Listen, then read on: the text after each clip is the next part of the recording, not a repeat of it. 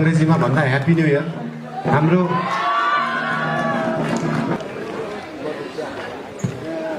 धन्यवाद।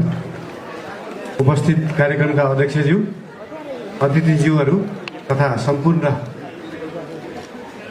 साथीभाइहरू, आदरणीय बुवा आमाहरू, अगाडि बस्नुभएका सम्पूर्णलाई सर्वप्रथम त नयाँ वर्षको शुभकामना दिन चाहन्छु।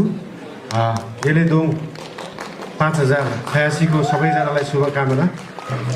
अंग्रेजीमा भन्दा ह्याप्पी न्यू इयर। हाम्रो मौलिक सभ्यता, हाम्रो मौलिक किरात परम्परा अनुसार मनाइने यो नयाँ वर्षलाई चाहिँ हामीले मौलिक रूपमा नयाँ वर्ष न्यू इयरकै रूपमा लिनुपर्छ भन्ने बुझाइ हो। र यो किरातको मात्रै नभएर सम्पूर्ण नेपालको एउटा न्यू इयरको रूपमा मान्न सकिन्छ। आजकै दिन माघ 1 गते विभिन्न समुदायमा, किरातमा मात्रै नभएर अरू मगर समुदायमा, थारू समुदायमा, मिथिला समुदायमा, विभिन्न समुदायहरूमा फरक तरिकाले भए पनि आजको दिनलाई नयाँ वर्षको रूपमा मनाइने गरिन्छ। र विशेष गरी किरात सभ्यता चाहिँ काठमाडौँको लागि एकदमै महत्त्वपूर्ण छ। अझ भन्नुपर्दा त मैले तपाईँहरू सबैलाई यो किरात भूमिमा स्वागत चाहिँ गर्नुपर्ने हो। तपाईँहरूले मलाई स्वागत गर्ने भन्दा पनि काठमाडौँ उपत्यका आफैमा एउटा किरातको उद्गम स्थल हो।